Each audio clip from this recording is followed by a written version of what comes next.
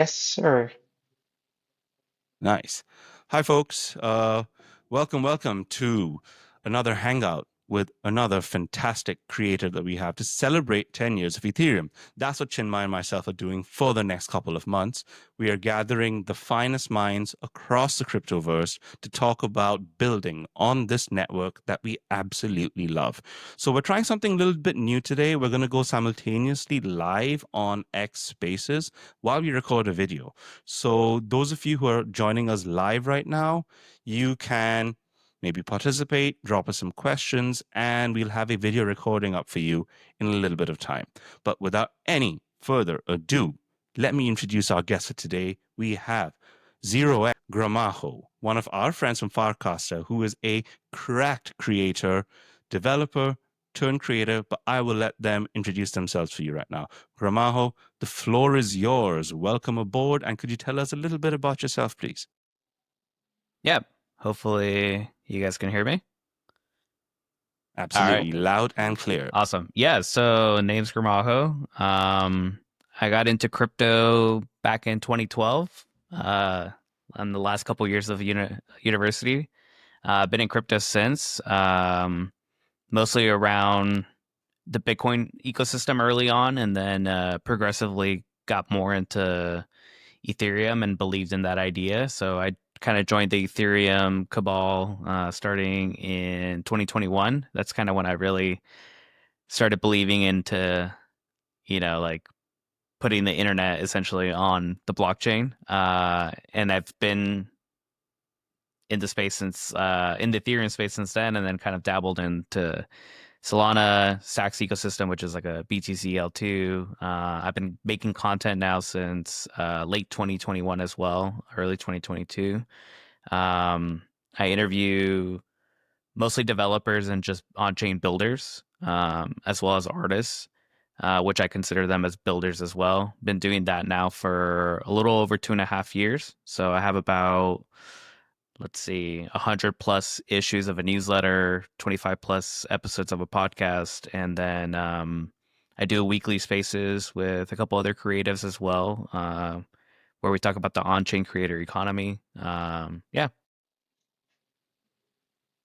Oh, fantastic, fantastic. So, could you tell us a little bit about this shift that you made from the developer world into the content creation world? Like, what prompted that?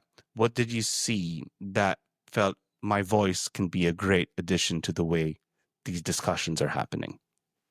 Yeah, I think it kind of happened almost like naturally, I would say. So I worked at a DevOps company back in like 2015, where I was just surrounded literally like by the developer world and experience. And that company went on to become public, and they really supported me in like learning Python and just becoming more technical. So my trade specifically, I work in the legal space. So it's usually very rare to have legal folks that understand very technical, nuanced software. And that was definitely like the software that we were selling was like for devs. It's like very critical for like the DevOps pipeline. So it's like a very niche thing, and having an attorney that even understands that is like super rare. And then so they were like, hey, like if you want to learn about development and like those pain points and all that, like we are more than supportive, because they wanted someone that could really talk the talk and also be able to kind of like translate the technical speak to like layman and legal speak. So that's kind of how I got started, and I got really exposed to being like this bridge between technical folks and what they were saying and how products work, and really trying to articulate that in layman's terms or in legal terms to people that weren't as technical. And so that happened naturally, just like at work. And then just from being in the Ethereum ecosystem and being in the Bitcoin ecosystem for so long, this is not to say that I'm like some, super Chad dude that like understands everything. Like we're all kind of learning like economics, macro, like, how to go viral, how to be a dev, like, everyone's kind of learning as they're going, and how does it fit with Web3. And so I think naturally what ended up happening when I joined my Web3 communities is I would see some, bit of news because like that was kind of what I took on as like my job was to be like, hey, let me stay up to date in the space and really share with people what I think is kind of interesting. So a lot of people just naturally started gravitating towards me to be like, hey, did you see this? Did you see that? And I would put that in my newsletter, ship that weekly. And then just naturally people were like, hey, I saw you wrote about that, but I actually really don't understand like why that's important. Like I saw that you highlighted it. I kind of can understand it. Um, can you expand more? So because essentially like my newsletter, I was trying to make it less than 10 minutes to read. And there's only so much you could say with text and in less than 10 minutes. Um, so yeah, naturally I was hopping onto spaces and they were like, expand or elaborate. And so it was a lot of like expand, like really explaining, like again, it was kind of like what I was doing in real life anyways. It was like explaining very technical things and why putting it on crypto or on blockchain rails, like why that was significant or why it mattered essentially. So like when blob sizes got bigger or when we were moving from proof of work to proof of stake, like so, just like simple things like that. So and as a new person, I felt like that was like for new people joining, I was like, how do you even like navigate this world? Like how do you navigate the NFT space? How do you navigate this technical space? How do you navigate the content creator space? Mm. Um, and so I was like, all right, like I think of it like I used to play video games and I've had people Sherpa me and like Destiny, like for raids, like, like I was like a lower level, but they basically brought me along to help me level up faster. And I was like, I just want to do that for people. Like, I just want to, That's very you know, nice. share as much as I can. And obviously, there's always going to be someone that's smarter than you, has more money than you, is more technical than you out in the world. But it's like, that's not what I'm trying to go after. Like, I'm not trying to be like the smartest person in the room. I'm just trying to be the person that's like, can bring others along with me on this journey of like exploring Web3 and what that means, like the new frontier of the internet, essentially.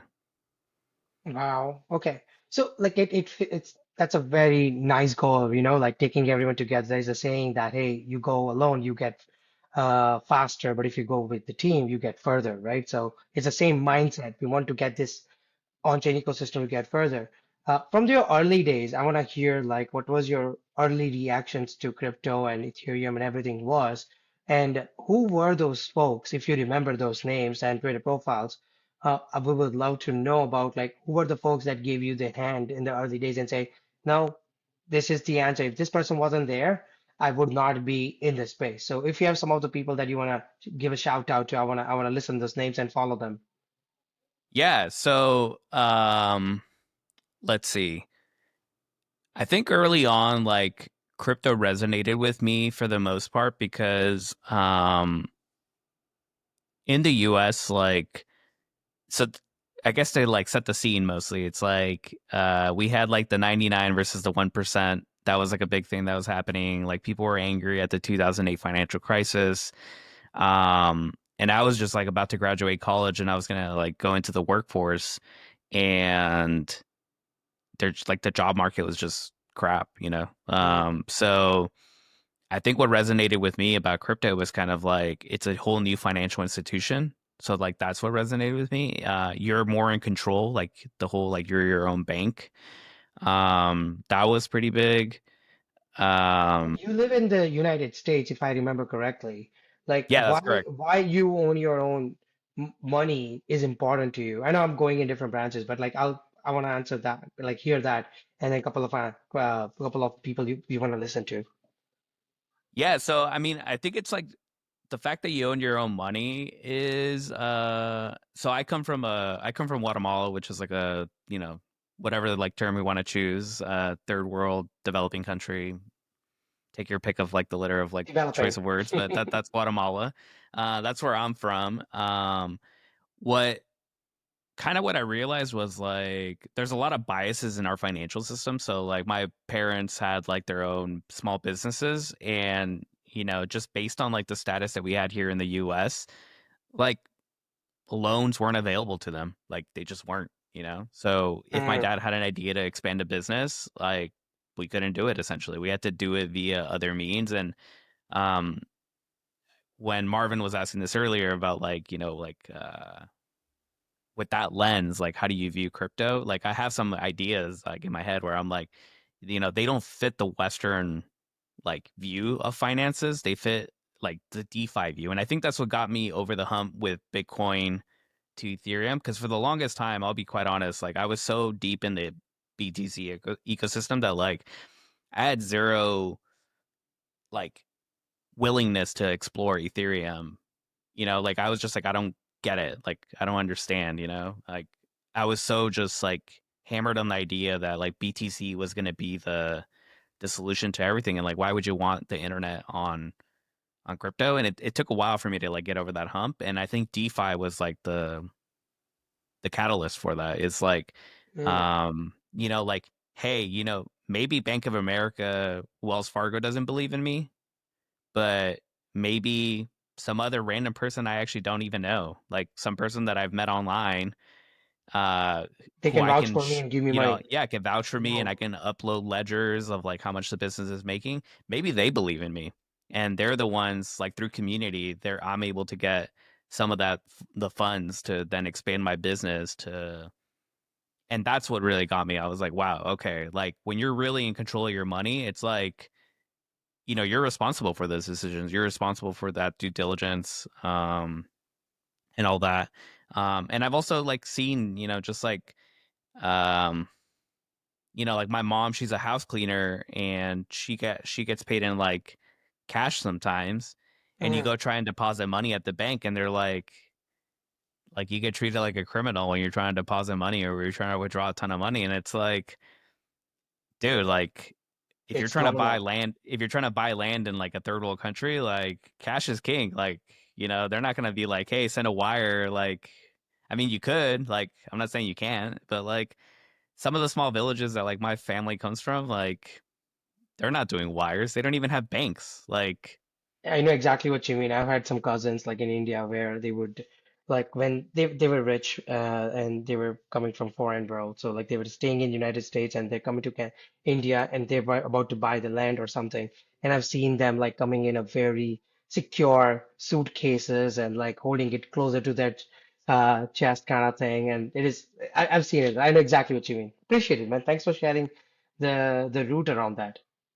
yeah, in terms of like people that got me, like specific people, so not many people were talking about crypto and Twitter, to be honest. Like, there wasn't many places. I mean, I'm very blessed that San Francisco, the Bay Area where I'm from, there's been a strong Web3 presence or crypto presence early on. So for me, it was literally like going to meetups and like literally using the Meetup app, if I remember correctly. I actually like want to pull it up. Like though, I want to go back to those accounts because they're like stuck with an old email and just create apps out of them to like put on the blockchain for myself. Because yeah, I went to like Bitcoin miner meetup. So this is like pre like this is when you can still mine alone, like at your home, like when you can solo mine, versus like what we have now. Um, so it was a lot of people in real life, like where I was like super smart people and I was like, hey, explain the white paper to me like some more, or like let's talk about it some more in real life. And so it was a lot of like people in the Bay Area. It wasn't really, I feel like, until maybe like 2019, 2020 that we started seeing more people on Twitter talking about crypto, to be quite honest. Yeah, that's these. You're really bringing up some nostalgic times for me, like those days of like self-sovereign money and stuff. And I'm sure like both of us, like everyone in this chat right now, you may not see it because unfortunately you don't have the camera view right now. We are all from non-Western parts of the world, so for us, a lot of these narratives about self-sovereign money, it made sense, but it's still very abstract to us. But the action of sending money home to family, like finding a way around the Western Union monopoly of being able to send money cross borders and the predatory fees that would incur. That was a huge part of that early narrative for Bitcoin. And I'm sure as someone from a part of the world where you would be transferring money home and experiencing this friction, you'd have seen Bitcoin as something useful. So when you said that DeFi and Ethereum got you to consider Ethereum more, was there something from the perspective of your upbringing that added weight to their argument that Ethereum was something to notice? Yeah, I mean, without going like, full TMI, but I think most people like who have followed me for a long time probably know this. The government already knows this. I put it on LinkedIn, so I feel like a lot of people know this by now. But yeah, so I was actually undocumented for a lot of my time here in the U.S. So I came to the U.S. like via asylum, but just due to the kind of like the legal situation in the U.S. or immigration situation, I essentially didn't have status, and that's why we actually didn't qualify for a lot of these loans, scholarships, or anything. Like so. Even though my family didn't make that much. We just couldn't get the financial assistance because we didn't meet a certain criteria for the funds available, and it's fine, like it's like when like we just had an example of this, like where I was telling someone like Purple on Farcaster, shout out Purple, they were doing like a round of like giving like retro funds, and like the rules were kind of changing, even though it's like it was like 2-3 days into the round or whatever. And I was like, as much as I want to get mad, I'm like, one, it's hard running rounds.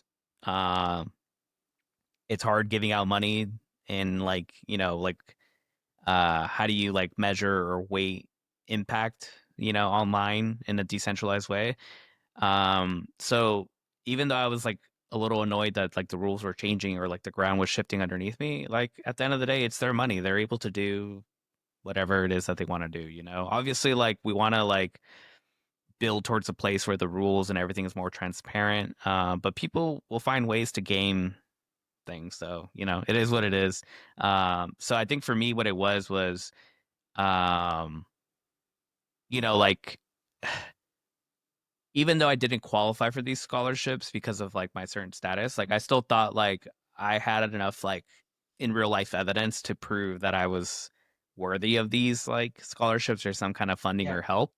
And I was able to do it like the old school way. Like I literally had to hustle and sell sell Excuse me. actual tamales and um like literally do like hey, I'll like mow your lawn and stuff like that, like that's how you do it, like you got to do it in other ways. And I had help from family members, and essentially I took like private loans from them, and that's how I got myself to even be able to attend university here.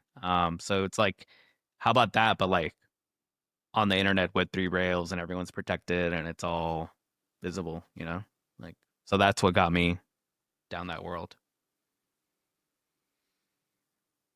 So Ethereum, yeah, that's a fascinating story. And I think your story is like the financial crisis was a lot of people's origin story into exploring alternative economies, seeing how badly institutions sort of let us down with this and how there was no recourse for the bad actors at all. Do you think this notion of looking for fairness and representation is a reason that is driving you to explore this space further? And is this something that you feel that is a way that we can bring in naysayers into our fold somewhat? Is there an opportunity there that educators can reach across the aisle and connect with people who may have dismissed this space? Yeah, 1000%. Like the examples I think about is like we in our world, it's so abstract sometimes to think about, but when you really really think about it, like it makes sense. So like I'll give you an example without being so fluffy, is like um the thing that gets me about this space is that you can have like a Charizard card, something very rare, Yeah. in a regular traditional institution will be like, no, like that's not rare. And it's like, just because it's something you don't understand doesn't mean that it's not valuable, Like I can literally go online and sell a rare Charizard for like a PSA 10 first edition. Charizard. Like you've seen this like on YouTube. You've seen it like going through the internet. Like, why can I not take a loan on that? You know, it was the same concept with like when I was trying to buy. Mhm. I'll give you another example. When I was trying to pay for my green card application, I really did not. I didn't have that much money, so I really did not want to get rid of my Bitcoin.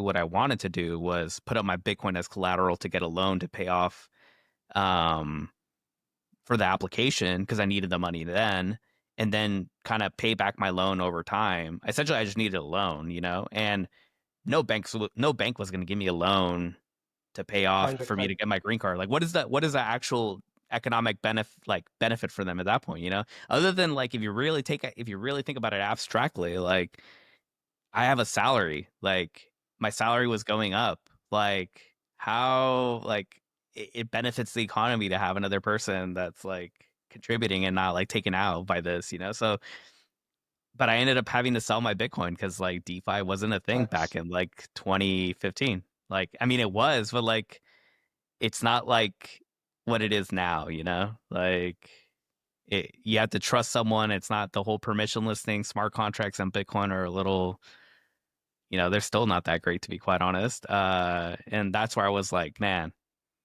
like it started clicking. I was like, all right, Ethereum. Like I think this whole idea of like you really truly own your money and like DeFi and all that, like why not?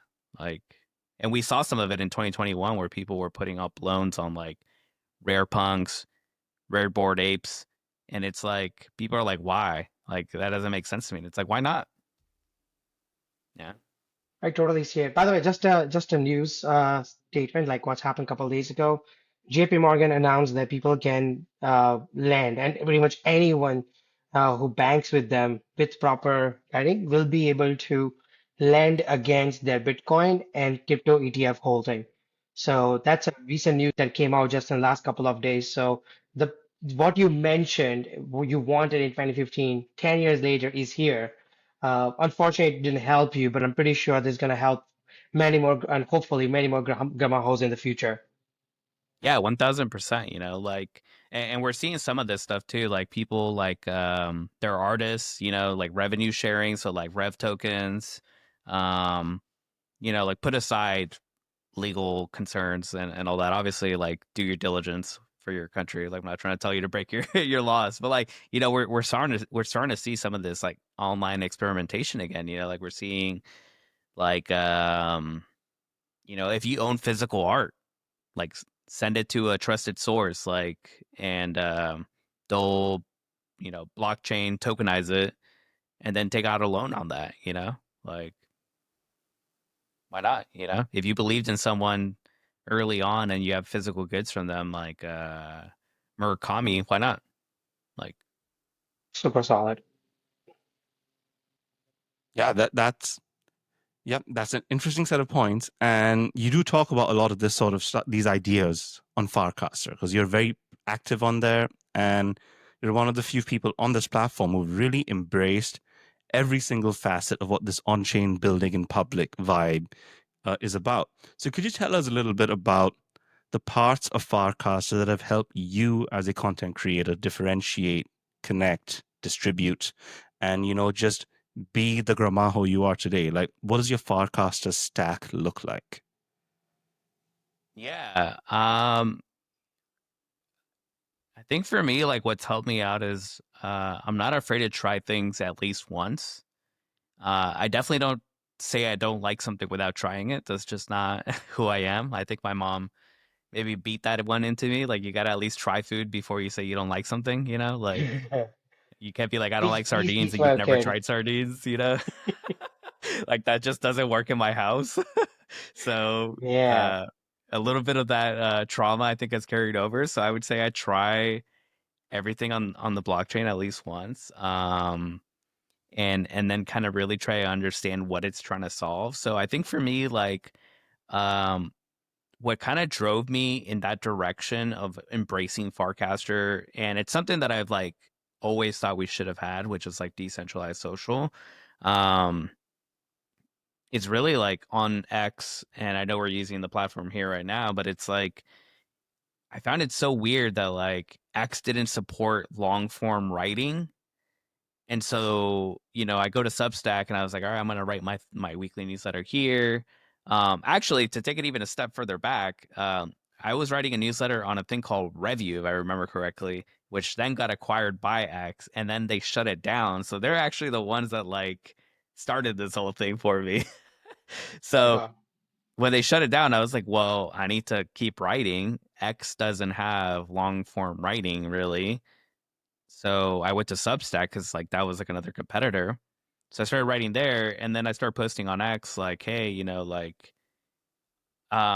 I thought I was doing it in a tasteful fashion where I was like, here's 10 minutes like of writing, but here's like 5 bullet points, the top 5 bullet points. So like it was its own mini content of the larger thing on X. And I was like, and if you want to read more, here's the link, up to you. But then you're getting like penalized over that. And I was like, I don't agree with that. Like, I get hmm. it. Like, I get that the point is to be on these like systems more. But I'm like, why are you penalizing me for something you don't even support? Like, obviously now they support long form writing, but it's under a paywall. So it's like, why? Like it doesn't make sense. And like Chime and I were talking about this like in our episode that we did for my podcast, which is like I understand like they got to make money. I'm not opposed to people making money. People got to make money. But like what I didn't get is like the whole token, it's not even token gating. It's really just like requirements gating on when you can earn money. Because something that changed for me like with writing my newsletter is that I was writing my newsletter for about a year before I got my first paid subscriber, and it was really like I don't even know how to describe the feeling. I'm sure you guys know it. It's like earning your first dollar on something you built, or like if you own a small business, like the first dollar you earn, like you're gonna remember that.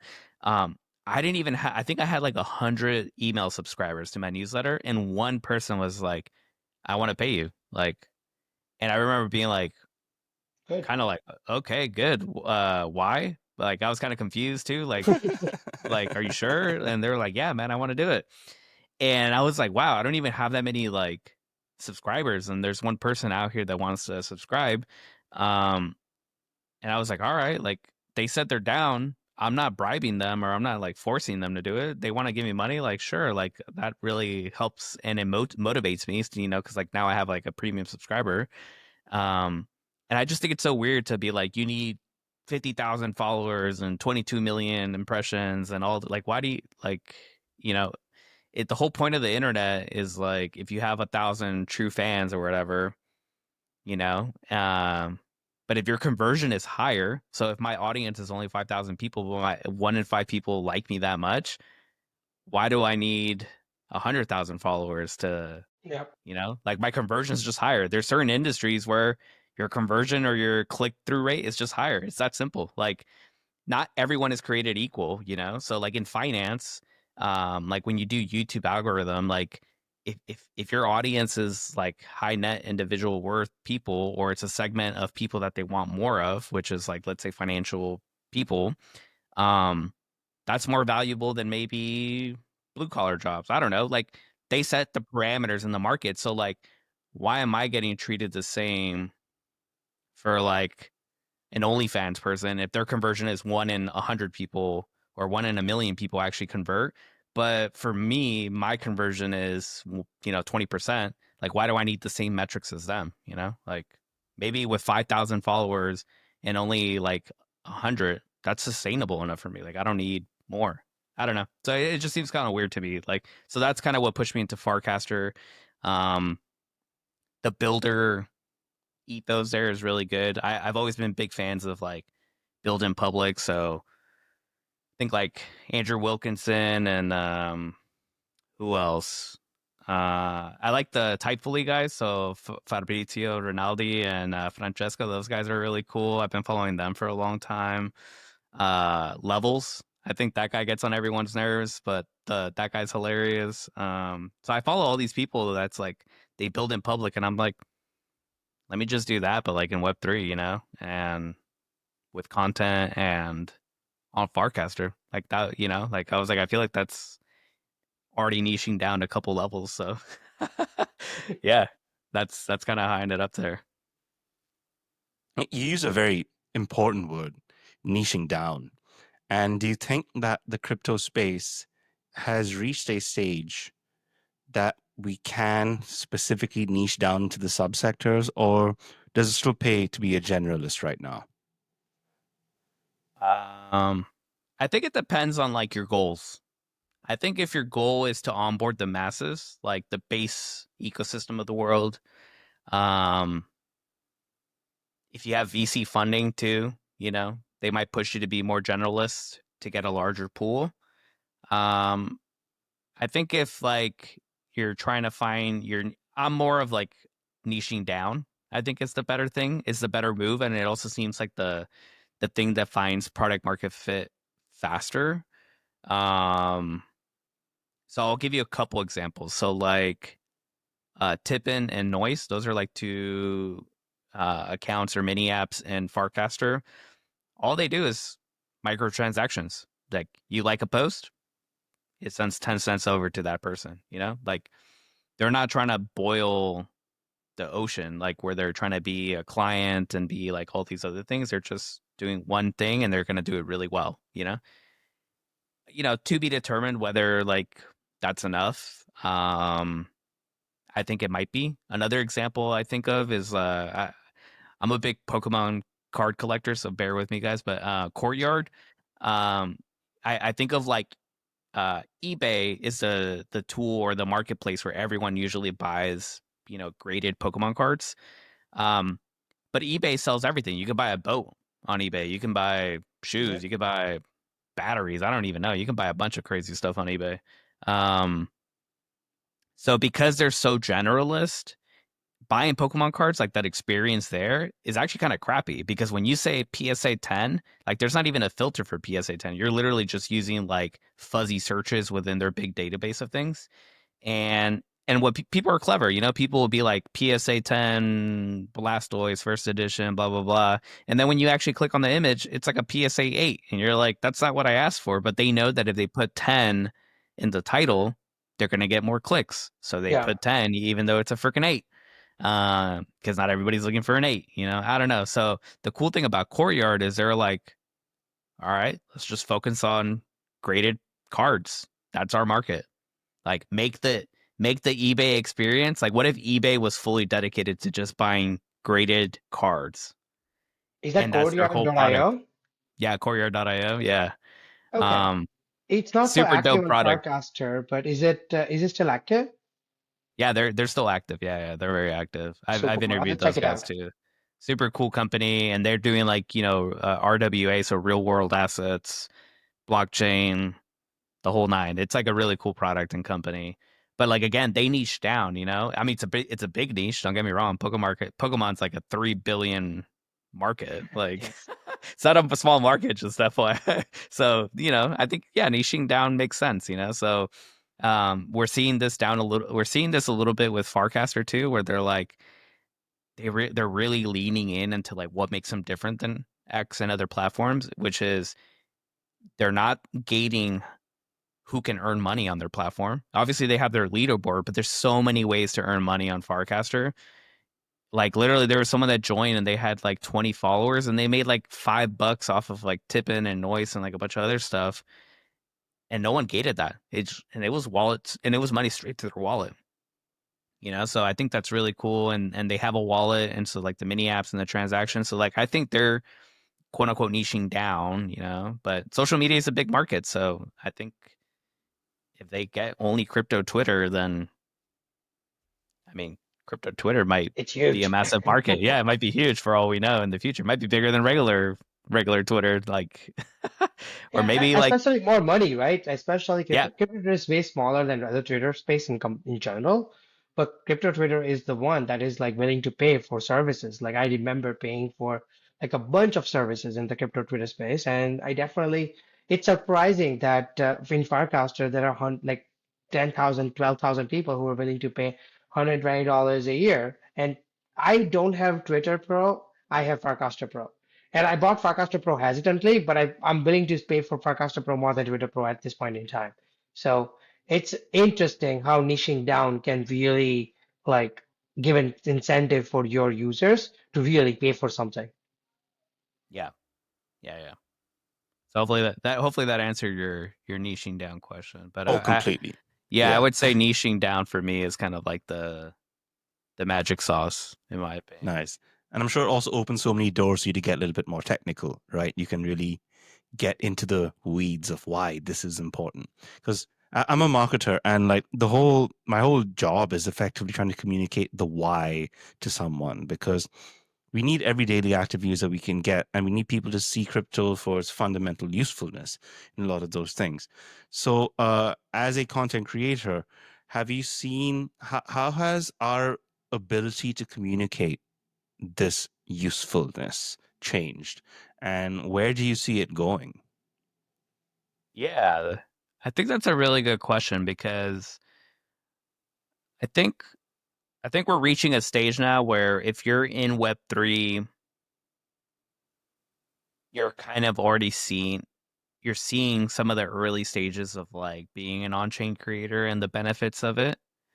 Um, I think we're still like it's still developing, I would say, for sure. An example that I brought up in the past is like I do still think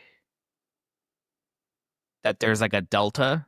And I'll give you an example. So in this world right now, in this scenario, um, if you had 1,000 emails of your fans, like let's say you have a Patreon and you're a musician, now you have all their emails. And even if they're not like paying you, like they're not subscribed, like let's just say you have a free one. Now you have 1,000 emails. And I feel like with 1,000 emails right now, it's a little bit more valuable than 1,000 addresses, like on pods. Mhm. That's Yep. not to say overall I don't see the benefits of having 1,000 addresses. I think the tooling will reach, or like that benefit will become higher than just having an email. Um, but right now, like, what are the things you could do when you have 1,000 addresses? Like you can send them a direct message or a direct cast, XMTP or Farcaster. Rest in Hmm. peace, Perks. Um, but you could do that. You could analyze what kind of stuff they're consuming. So, like, if they're listening to other podcasts, or if they're uh, minting other stuff, where they're spending their money. You can kind of see that a little bit with like Bello. That's another tool that on-chain creators could use, but I think they're also pivoting too. So like, I think it will be more They could get some valuable. And TP and forecaster messages. You're right. yeah, like I think it will become more valuable, like having 1,000 addresses versus 1,000 emails. But I think with 1,000 emails right now, like you can get into people's inbox immediately. There's not like really a direct, like even the example of like sending a direct message to your 1,000 addresses. Well, do you do it on XMTP or do you do it on Farcaster? Those are two different things, you know? And now you're segmenting your audience. You know, like not everyone's on XMTP and not everyone's on Farcaster. So like how do you reach the same people versus like if I send you 1,000 emails, like, and you subscribe and you literally like subscribed in my Patreon, like I'm pretty sure you're gonna open that email and it's gonna reach you. Like I'm pretty confident it's gonna reach you. Like I don't think it's gonna get stuck in the spam folder. So I think we're getting there. Yeah, so I think people see like the larger vision of like on-chain creator. But yeah, I think we're still a little like behind on like metrics and tooling and a couple other things, but it's developing quickly, I would say. Sweet. So this is a celebration of Ethereum, right? 10 years of Ethereum. So you've been in the space from actually the beginning of Ethereum. So could you tell us a little bit, like something that you saw in the moment that you thought, this isn't it? And then you came to realize, oh, wow, this was something that I completely overlooked and underrated at that moment in time. And now I'm reaping the rewards of what was put in place. Is there anything in this space that has appealed to you in that way? Hmm.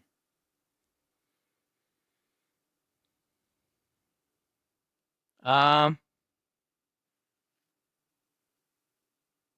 Probably kind of nerdy.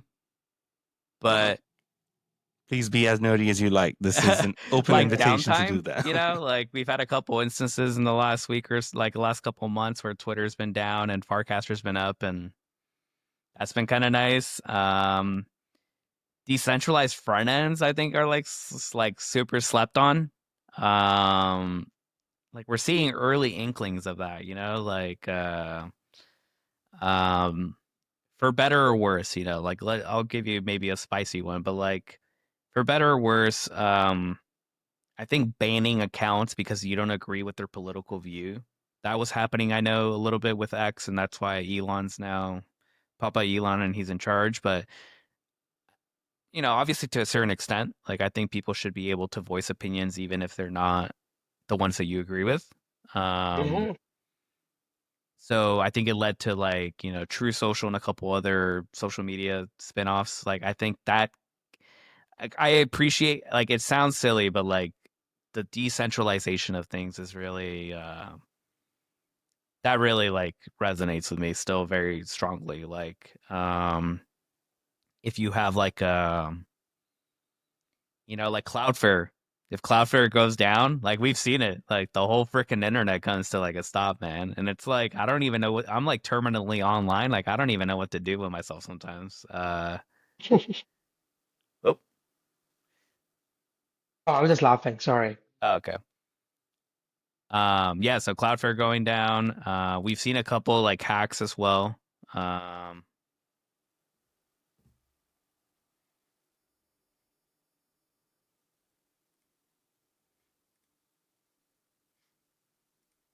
Okay.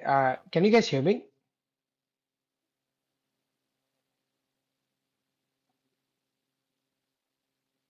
Interesting.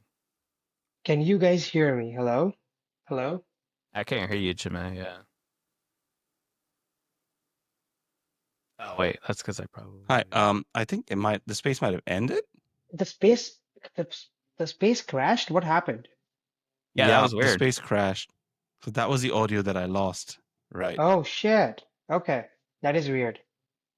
Oops. I'm so sorry, guys. I don't know what happened. Like, if I don't even know if it's on my side, but No, it just ended as of its own. I don't know anyone. I don't think anyone in particular ended it or not. It's one of those Twitter days. Oh well. oh my God. But Yeah. Okay. but it's okay. That's why we do Riverside as well, right? So we can make sure Yeah. that Yeah, that's Back exactly it. up. Yeah. get our redundancies in. Hey, see? See, We gotta love that's the content redundancies, man. marketing brain right there. Well done, Right Mark. there, Well man. done. Decentralized. Like, gotta have backups over here. Like, I don't know. I think that's what, like, it sounds cheesy, but like decentralization of things, like, it's good, man. You know? Yeah, for sure. Decentralization in practice. But but I yeah, mean, so for the folks it's joining in painful, but Riverside, we have about 15 minutes left of this chat.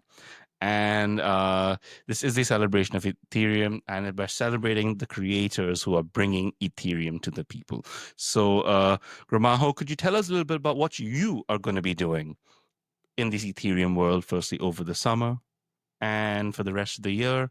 What things have you got cooking, and what sort of things do you hope that Ethereum can help you achieve over the next quarter and beyond? yeah. Jameis probably also heard this a little bit too. So like I think for me, like I think we're gonna see a DAO renaissance. I really do believe it. I know DAOs get a lot of flack, but I do think this will be. I think this will be the cycle we figure out DAOs. So I am actually spending more time on DAOs. So I'm doubling down on DAOs. I used to actually not like DAOs. I've told a couple people that, and then I have a now, and I'm actually going to be highlighting more now, not noun DAOs. So not really going to mess too much with the really, really big ones like Arbitrum. No offense, Arbitrum or Uniswap, but I'm going to be spending time with ENS. So my thesis around ENS and why I want to get involved with ENS is the naming, the namespace. I think that's super key. They're doing really cool stuff with like decentralized blogs. So like putting in an IPFS, like I think that's super dope. They're partnering with all the Web2 players too, like PayPal, Venmo. Like I think they're doing really cool stuff in that front. So it's a little bit of like the DAO that's like more social stuff, which I vibe with. So I will be spending time with the ENS DAO a little bit more. I've joined a couple of their calls. So hopefully, like, if anybody wants to delegate to me on ENS, holler at your boy. And then the other one is Genosis DAO. That's the other one I'm going to be spending a lot more time on. I get the sense from the outside looking in, Genosis DAO is very much cracked builders, and they're all heads down, and they don't have Yes, enough. they They don't are. have enough people like hyping them up. And I think that's kind of like my goal is like my goal has always been actually that is like finding people that are building stuff on chain and then like really celebrating them and all their work and them trying to figure it out. Like this shit is hard. I'm also figuring it out too for my content. So like I think we're all in it together.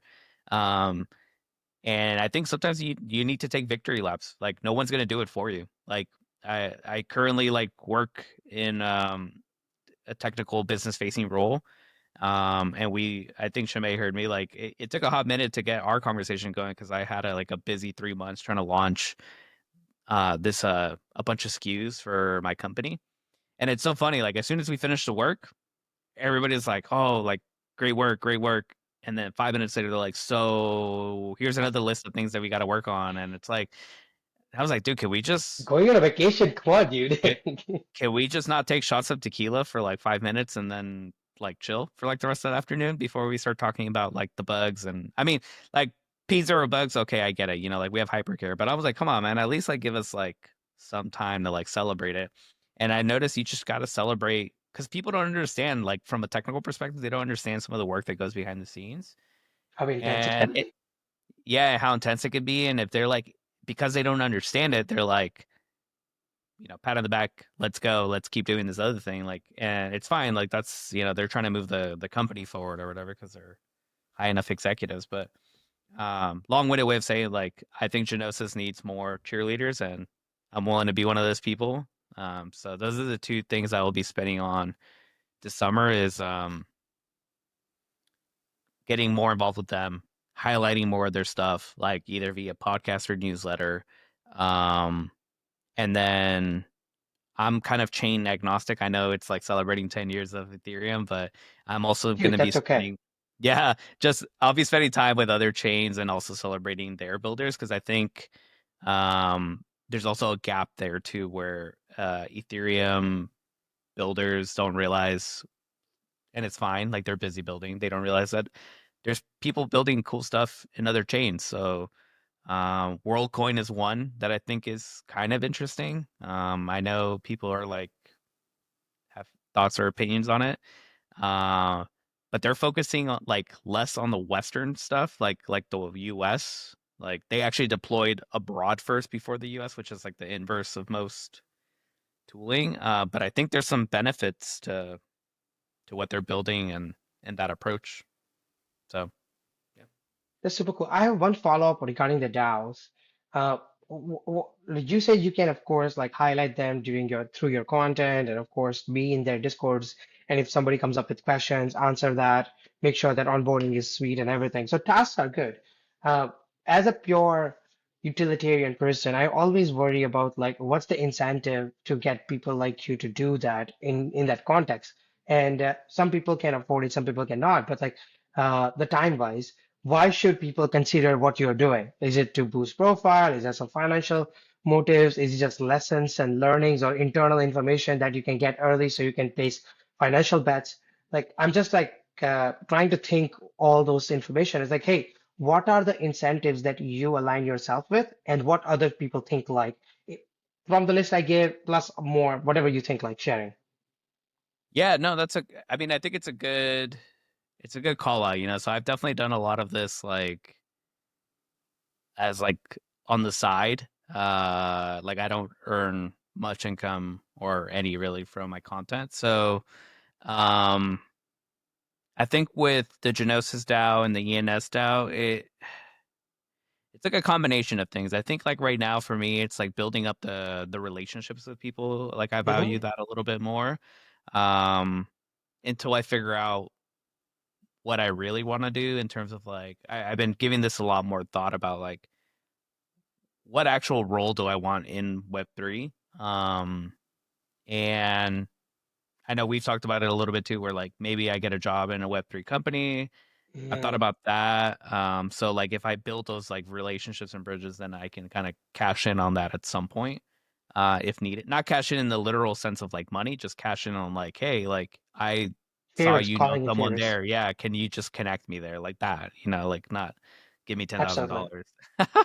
But an interesting thing that has come up recently, is I had someone recently reach out to me about being like a BD partner lead kind of role, which I never really thought about because it's not something that I do now, like in real life up to work. But I kind of do this already anyways, and they observed that and they were like, "What do you think about this?" And I was like, "Oh, I've never really thought about that at all." So that could be kind of cool. But I think right now it's just bridging, building bridges. But yeah, I agree. Like, I mean, at a certain point, I would say hopefully either via delegations or so like influence. That's one mechanism of power, or yeah, so either influence, like I get some delegates sent stuff to me, or financially, like I could just be like, hey, not asking for the world, but like I'll take like a couple GNO or a couple ENS tokens sent my way as like retro for it. um Makes I sense. know. Yeah, so I think I'm just approaching it from like a building partnerships and being just a good steward. And um I'm of like the idea, and maybe this is naive of me, is that um, most of the jobs and most of the like mostly everything is like built on connections. Like the loan that I got to go to like school, I was that was about to like a bring that up. Yeah, family connection, like family friend. Like so it's worked out, like throughout life. So I'm hoping that just being an overall person that's not always asking for something like money wise will just lead to like money will come to you hopefully someday. I think we're all trying to get money and make it work for all of us. So um financial freedom. yeah, financial freedom is probably the long-term goal. So um yeah, that's what I'll probably do is like, because I'll tell you honestly, like as I'm onboarding, like maybe Chivay, like I think you've already picked up on this. Like when I commit to things, I commit to it pretty hard. So it's hella funny. Like I joined like the Genosis like Discord server and the ENS server, and I was like, "What's up, guys? Like, let's get to work." And then people were like, "Who the fuck is this guy?" I was like, "Hey, Who's you got trying to to take update." us over? Yeah, Alien invasion. I clicked on your link. Your link went to the wrong place. Fix that. Like I was like showing up with like bugs and shit, and people were like, "Who the fuck is this guy?" No, man, I know that. That's okay. But no, this is super cool. Like I liked your practical answer rather than saying that helping others is its own reward. It is. Like, don't get me wrong, it is. And I like doing that as well. But many people need to eat, and it's good to give them that path as well, because you and I, and of course, like people here in most cases, have been somewhat fortunate in terms of some of their financial standings because of the background early in the crypto and everything. And people who are new to crypto, they generally have, why do I get in? How do I get in? And how can I sustain? And sustainability is the biggest. So your answer is amazingly practical. Thank you so much. Yeah, again, and I think it goes back a little bit like to kind of like put a little button bow on it, is that like if you're plugged into these ecosystems, um, and like you're really in the trenches, like let's say you're really in the ENS trenches. I'll give you a really great example. Like I ran into a tool recently. So like, and this is available to everyone, so I'll even give you the play by play on it. So they had a snapshot vote of like who should we fund for next year for like the next 6 months of runway, like apps, like give them some ENS money, right? And so I literally went down the list. There was like 20 companies in there, and I recognized like maybe four. Maybe four might be like even like a little like me being generous, like pretending that I know everything. It was like literally like probably two or three that I felt really comfortable like saying, "Oh, I know what those guys do," without even like looking it up. Everyone else was completely new to me, and I was like, "Who are these people?" Like, let me look them up. And I found some really cool companies or people, one, two devs, maybe three, four, five, like people working on some cool stuff. And I was like, if you're in the community plugged in enough, you can see that you're like, hey, like they're doing something really cool. Not many people know about them. And then the great thing about, and I'm gonna keep saying Farcaster because like I like it, but essentially you could be like, hey, here I think 5 like underrated companies that people should check out. They're in the ENS space. I bet you'll make like $1 off a post like that. Like Yeah. probably, to be quite honest, and like so you're not getting money necessarily from ENS, but you're getting money from like being plugged in and seeing those like signs, and that's kind of how I plan on doing it a little bit is like for me it's like pods and newsletter and like making posts and then if ENS wants to throw some shekels at me then cool and if not That's an whatever. Irwin smoothie a day, right? Like we had a fun about this on the last session where developer is like, hey, I can have a Starbucks a day with my build passive income, and my next goal is to get like Irwin coffee. So, oh, Yeah, sorry, not yeah, yeah. Irwin smoothie. So that's like $20 or something. So, anyways, sorry, please take over, Marvin. Like shout out Gnosis DAO because my day job is a bread chain. We are elected delegates for stuff. So it's nice to put another face to someone else who's moving and shaking things up on the Gnosis side of the world as well, because they've been around for a long time. Yeah. Like what you said about the cracked builders, 100%. Like the stuff being built there, through there, so much respect for it. So yeah, fantastic to have someone to actually talk about what's being built on there because Yeah. we need that. No, they honestly like so I saw Genosis Guild and I saw that Genosis Guild I'm gonna butcher his name, sorry. Urin. Um he's also like in a coffee channel. Like we have a couple slacks and I was like, dude, like I see you're repping Genosis Guild on your Telegram. Like I saw this thing. I was like, I'm just trying to get started with like Gnosis and like you guys look like you guys are like OGs in the space and like you guys were experimenting with like I think even like the poly market backend is literally like some of their architecture, if I'm not mistaken, like from what I've heard or read. Super crazy stuff. I'm like, yes, like technology wise, I'm like, I want to mess around with these people a little bit. And so I just shot a DM. I was like, yo, like, how do I navigate this world? Like, how do I get more involved, And TBD on like what happens, but like that's like my mentally stimulating like part where I'm like, yeah, I want to like there's some crazy stuff. Like I don't know if you saw Circles. It's basically putting like your friendships on chain. And it's like, is it gonna work? I don't know. But like it's kind of like ethos. Yeah, kind of like ethos. It's worth experimenting. It's worth experimenting. Like, why not? Like who's to say no? Like This is like who is programmable literally to money, say right? no? So yeah, exactly. So I was like, Why aren't we playing with this programmability of it a little bit more? Let's do some fun things. And that's exactly. So exactly they're what we doing see. cool stuff like that. So I'm like, I want to focus like on celebrating that and getting that out there. And I think what happens and like it's a skill. And I'm not saying I'm the best at this, but like I've been meeting more people in real life recently. Chime being one person, which is great. We were like eating pizza and it was fun. Like it's great meeting people in real That life. was fun. But like, I've met some really smart people. Like they're writing white papers, red papers, like they're having fun with it. And they're just like fucking giga chads, like super smart.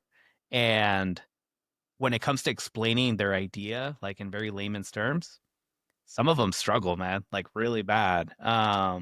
And they get frustrated, and I'm like, yeah, I can see why you're frustrated. Like I get frustrated with my 2-year-old too, like trying to explain to her why she should look both ways before crossing the street, like like little things like that. Like I could see their anger and their frustration, and there's some people that are, dude, like they are good at explaining very complex ideas like futarchy, and I'm just like, I don't even know. Like they'll say something, and then 5 minutes later, my brain catches up, and I'm like, oh, the thing you said 5 minutes ago, I understand it now. Like, and you said it's so simple, and it just took my brain this long to figure it out.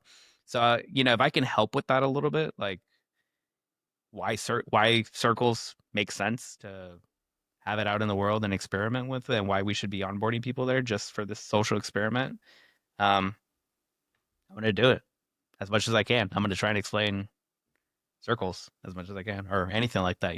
So yeah, that's what I'll be doing this summer with the Ethereum side of things. Hopefully making my way to Dev Connect. I don't know if you guys are going, but always wanted to go to Argentina. That's on like the top 5 bucket list for me. So if I can get my way out there, then I'll do it. But It's hard to we'll get see. those tickets. So if I can get my hands on the tickets, then I'll definitely consider. Yeah, hopefully Ethereum Foundation does Dev Connect in the US. I know there was like some chatter going about that on X where people are like, why haven't they done it yet? Um, and Fair. yeah, like I don't want to make everything US centric or even Canada, like just one of those two. Like I don't care. Montreal sounds kind of great this time of year, like Come by, um, man. right? I love Montreal. So I was like, yeah, let's do Vancouver, Montreal. I don't care. Like we could do it in like Ottawa for all I care. Like I don't even know, man. Like but Super handy. yeah, hopefully they do it there, because like Thailand's far, man. Yes. Argentina's pretty far too. Like, Also, right, like we spoke about the going beyond the Western hemisphere to get these ideas rooted deeper in society. So I think we have events everywhere, and I still think, yes, it might be the same few hundred people traveling to all the things, but it's nice to meet your friends in a different setting now and then as well, right? And share these ideas with a new local community. So I see the value in both. Don't get me wrong. But hey, the value in having in Canada is a shorter journey for us. So yeah, exactly. Like maybe you'll get a set of, I think if they say we're like, hey, we're going to have it in Canada every year, then I'll be like, okay, let's try like Ciudad Mexico, like, or something. Let's try like Mexico City or something, like yeah. switch it up, guys. But yeah, like, you had it in Thailand last year, so it's like a lot of APAC people probably got to go. I know APAC is a huge region. I'm sure it's a long Mm-hmm. flight from Thailand to Australia, but Mm-hmm. it's a Mm-hmm. very long flight from New York to there. I can tell you that. And then this year it's in Argentina, so you're gonna get most of Latin America. Yeah, I would like to see like something closer to here. I All think that's right. closer to you, right? Still. Yeah. Which one? Canada? Uh, no, like still closer to you as you're in friend. Oh, you know what? You're on the other side of it. Sorry, my geography is like a little crazy. No worries, you're For good. some reason, I thought you're in New York for some reason. No, I'm in San Francisco, so yeah, something over There must be here. a cruise going there. Like I took a cruise once from New York to like Bahamas, and it took like 2 and 3 days. I'm pretty sure there is one going all the way down as well to Argentina. That would be a Yeah, super fun, like a crypto cruise. Oh my God, that would be fun. that would be fun and dangerous. Ethereum Foundation, hope you're listening. Like, get that Oh, done like an first, please. Yeah. Ethereum giant logo on that, like whenever the things come out on what a chimney, basically on the chimney, like you can see a giant Ethereum logo. Oh my God, that's literally going to the moon. Anyway, All sorry. right. You're good. So You're yeah, good. so we're actually almost at the end of our chat for today. I'd like to thank Gramajo for joining us and for all the viewers, despite the slight situation on the space ending earlier than we would have liked.